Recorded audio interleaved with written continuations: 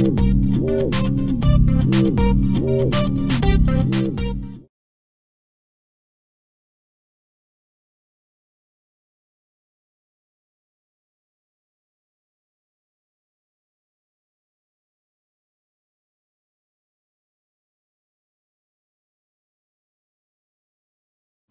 the prerogative and start this meeting. It's Tuesday, October 11th, 9:45 a.m. and we've got some agenda minutes listed, more than one, that we should be aware of when we so do this. So I'll accept a motion. At this time, I'll make a motion to approve today's agenda for October 11th and the minutes of the regular meeting on October 4th and the closed session minutes on October 6th. Okay. I'll second the motion. All right, it's been motion and second in favor to accept the today's agenda. The minutes of the past meeting, a week ago, October 4th, and a special session of October 6th. All in favor? Aye. I'll abstain. I wasn't available for the closed session. Oh, okay. Well, with that, we'll let that And reflect. I'd like to, I have no objection to any of it, but I just haven't had a chance to review. All right. With that, moving along, old business. I have none. New business brings us right to our county engineer. Not a whole lot new to report on. We have been working with the Quinlans on that 125th Street ditch cleaning. They were coming and farming some of the right of way. We've got the right of way staked, and we're gonna do some ditch cleaning and get that back so it built back up. And I talked to Dave yesterday, and I met Dave out there yesterday and explained to him. I think he was happy with that solution. We'll see. Okay. And then we had a farmer come out of the field with a cultivator and rip the pavement up again. We had it done last year, the year before, and we'll probably get some repairs done and send them a bill. Where might that be? It is on B55 west of Finch, right on that hard surface road, on the south side of the road. Yeah, Tom's yelling at me, Clemmy Blacktop. Clemmy Blacktop, that's right. And that happened yesterday? No, it happened last week. Okay. So, Just it wasn't the owner, I believe it was the tenant that. And he's aware of it. Okay. I mean, the sheriff's department was called out because a motorist hit the hole in the pavement where he had ripped the pavement out and had some damage to his car. So the sheriff's department was called.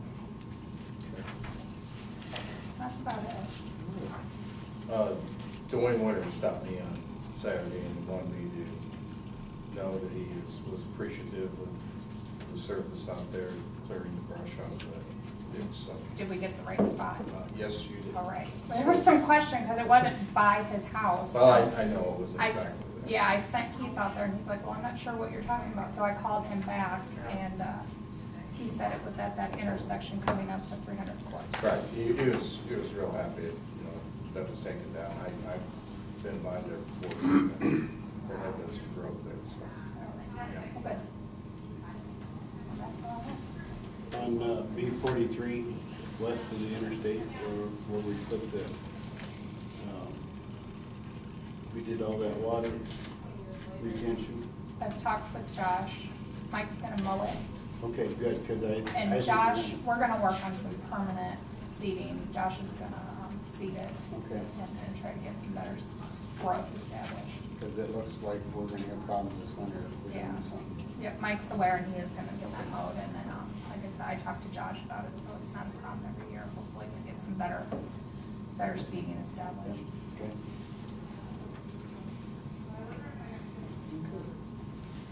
well, thank you, Mary. Thanks. Thorough and precise. Thanks, Phil. All right. Moving along, our county auditor's line items. The first one we have is claims. These are the claims for your consideration this morning. The top claim needs a board member's signature. Okay. Probably do that. Motion to approve the claims and authorize the chair's signature where appropriate. Second. Okay, so motion and second to accept and authorize the chair's signature on the claims presented this morning. All in favor? Aye. Aye. Aye. Okay. Payroll, any, if some? I have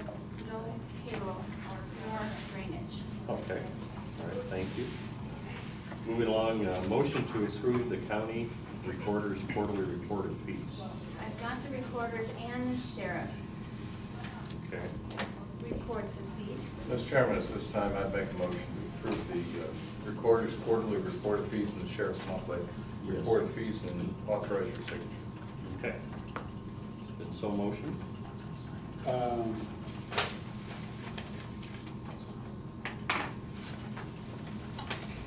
I'll second it. All right. The motion and second to approve and accept the recorders and the sheriff's monthly report of fees. All in favor? Aye. Aye. Aye. Okay, moving along, number 6. This is the first consideration and vote of a proposed ordinance 52 establishing the election precincts and supervisors district in Saragordo County.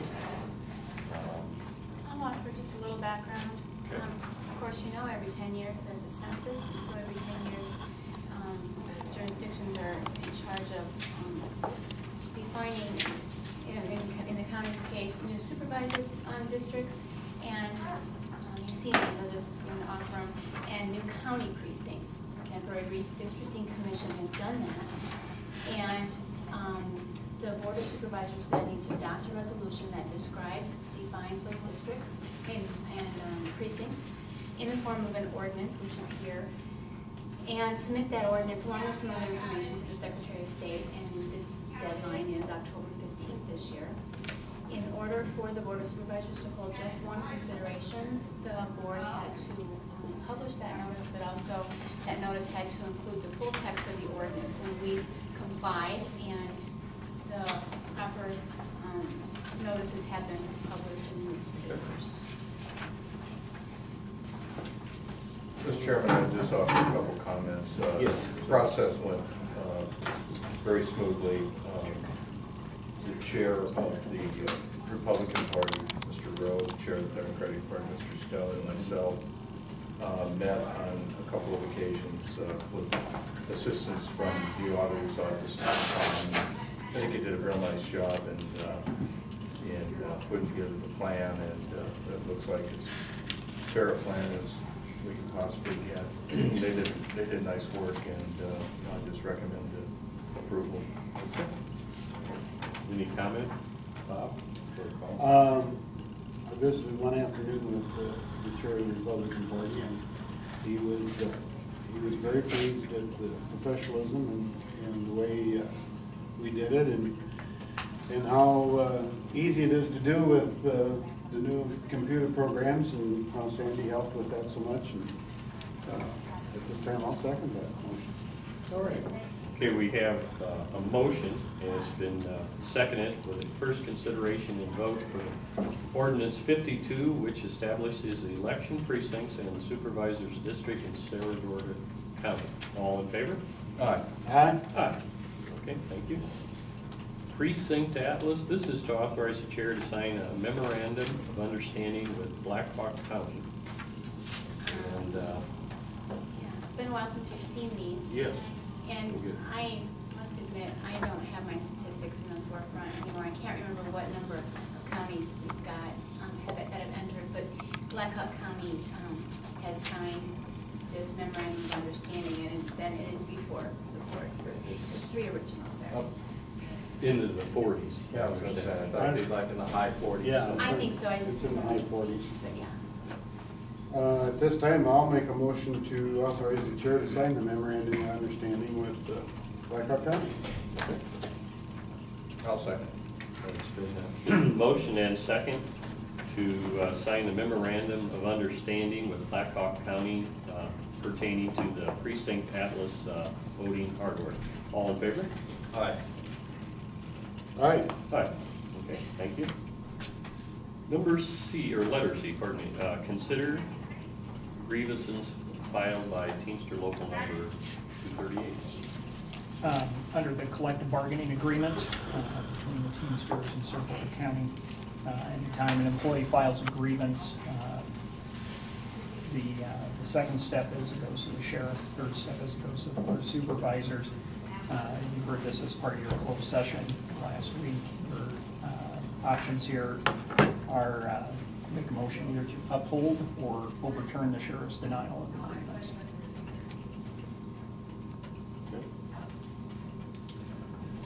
I was, of course, one of them that was there. I didn't see anything reason to deny it, so at this time I'll make a motion to uphold The decision the of the sheriff. decision of the sheriff. Okay. And without further discussion, I would so second that. All in favor? Aye. Aye. Mr. Chair, I'll abstain again. Yes. Given the fact that I was not available for the closed session of the 6th. All right. Okay. Moving along, this is pertaining to the opening of the bids and the possible awarding of the lease on the county property, so designate the west half of the southwest one quarter of section 12, Lake Township, and the northeast quarter of the southeast quarter of the section 11, Lake Township. And for all practical purposes, our county farm. We have them here, I understand. And let's see, will we run into any time constraints that are, and I don't think we can pop this out. There's, how many do we have? Four. Four, okay. Let me, we can expedite this. You down, I'll take these two. Okay. While you're doing that, should I pop one open? Or? Yep. Okay. See what we have here. This is from a BKO Ag Incorporated, care of Brad Olsebroom, and I might comment, he's our current tenant. And, okay, how are we gonna do this? Anybody got a calculator?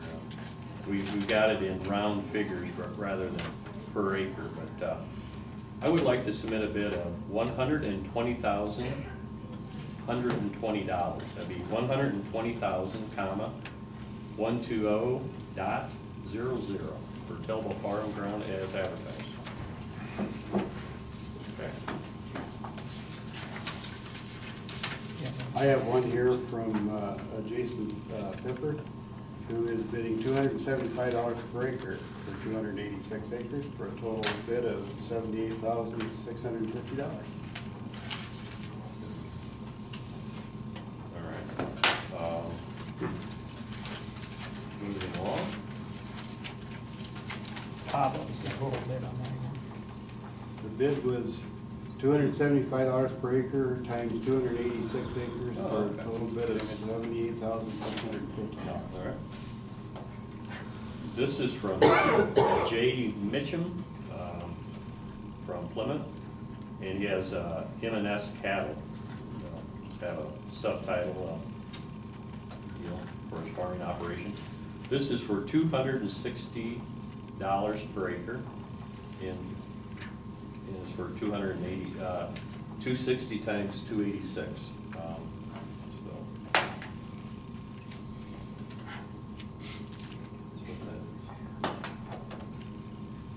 And the fourth one is from Dave Bamry. He bids $94,660. Okay.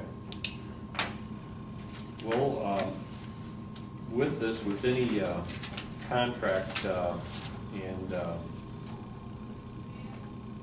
RFP process or getting a bid, we'll have to, we're gonna go through these and multiply them, and so at this time, those are the bids.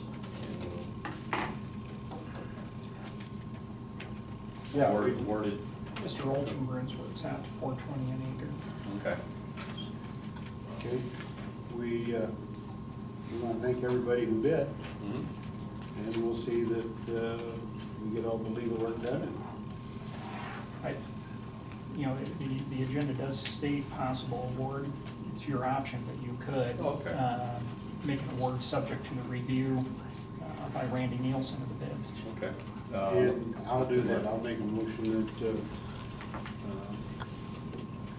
we award the bid, subject to getting all the legal paperwork and everything signed, and having Randy Nielsen look at it. Okay.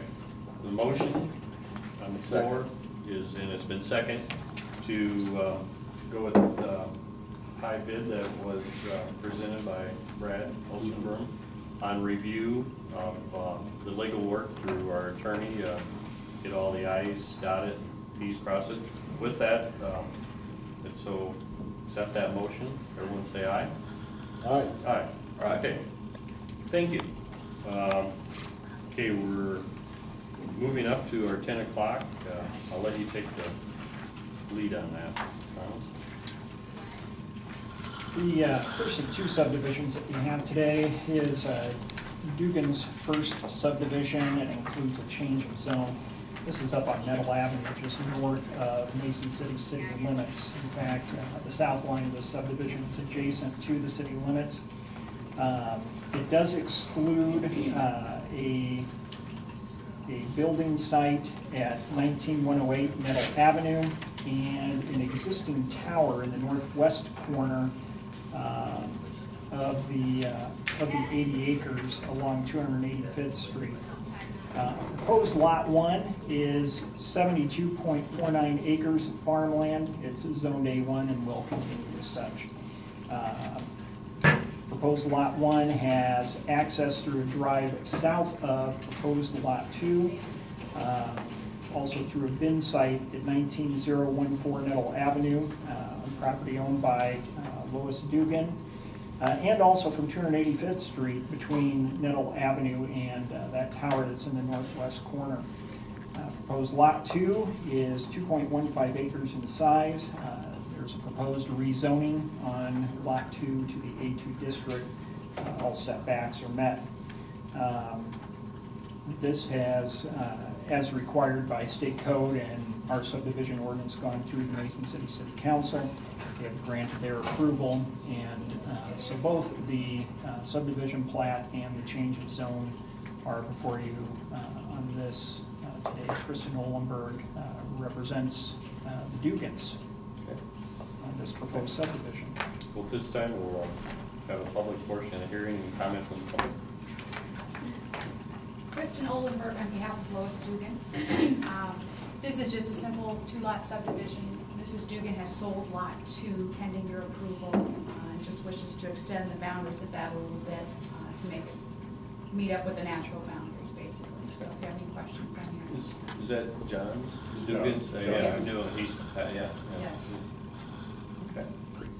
At this time, any other comment on, but if not hearing any, I'll also accept the motion to close public portion of the hearing. So moved. All right. Second? Okay, so motion and second to close public portion of this hearing. First line item is to, all in favor? Aye. Aye. Okay, we're closing the public portion of this hearing. Okay, now we have a resolution to approve or deny the Dugan's first subdivision. Mr. Chairman, I'd make a motion to approve resolution 2011 number 91 to approve the change of zone for Dugan's first subdivision. Okay. Second? All right, the motion and second in favor of resolution number 91, in favor of the first subdivision. All in favor? Aye. Aye. Okay, number 2 on the line item 2, this is for the zone change of the Dugan's first subdivision. At this time, we'll make a motion to do resolution 2011 number 92 for the zone change. The second resolution. All right. The motion and second in favor of resolution number 92 for the establishment of the first subdivision for Dugan's property. All in favor? Aye. Aye. Aye. Okay. See you, Dave. Okay, moving along under letter F, we have another change of zone. This is similar to the last item. This is Swift's first subdivision. It also includes a change of zone. This is a two-lot subdivision consisting of 31.6 acres in the south half. The southeast quarter is Section 10, Lake Township. The subdivision is generally located on 263rd Street between the Law Enforcement Center and Natural Plus Nursery. Oh, okay. The 28.76 acres comprised of Lot 1 includes a house and buildings at 10-748 263rd Street. And that is zoned A1. A portion of Lot 1 in the northwest corner is currently zoned M1 Light Industrial. Requests came before the Planning and Zoning Commission at their meeting last week to rezone that little portion from M1 to A1. You will get that for public hearing next week or the week after? 18. Okay, next week. And so Lot 1 is basically as is. There's no zone change on it currently. You'll be getting that next week. Proposed Lot 2 is 2.84 acres in size. It includes a house and 4 outbuildings. Rezoning to A2 is requested. That particular property has a horseshoe driveway. There's no access issues into Lot 1. Planning and Zoning Commission recommended approval on September 1. I would mention that because this particular subdivision is within 2 miles of both Clear Lake and Mason City's city limits, it had to go through both councils for approval. That process has been completed. That's why it's before you today. Good. Well, this time, Jacqueline Arthur is here representing us. at this time, I'll open up the public portion of this hearing. And Jacqueline, you can have the floor if you may. And if you got a little historical fact on it, Jay pointed out that it's not an old farmhouse, if you will. Correct. Okay. Correct. I can't tell you the year that the parents' home was built, which is located on Lot 2, but it has been the Swifts' residence for quite a few years. Both of the Swifts have passed away in the last 12 months, and so the family is selling the house where the parents lived, which is the Lot 2 home site. We are asking for a change of zone today on Lot 2 from A1 to A2 to comply with the county zoning ordinances, and as Tom suggested, we'll come back next week on a change of zone on Lot 1. It was discovered in the plat process that that is actually partially zoned M1, and the son, Chuck Swift, actually lives on, Stephen Swift lives in the Lot 1 home with his wife Sheila. They plan to stay there in that home. No improvements are planned on either of these lots, but they would prefer the entire lot to be A1, so that will come before you next week. Here to answer any questions. I don't have. What, may I ask, maybe you know, what was their livelihood? I mean, did they start? Marshall and Swift. Marshall and Swift. Oh, okay, all right, that's, okay.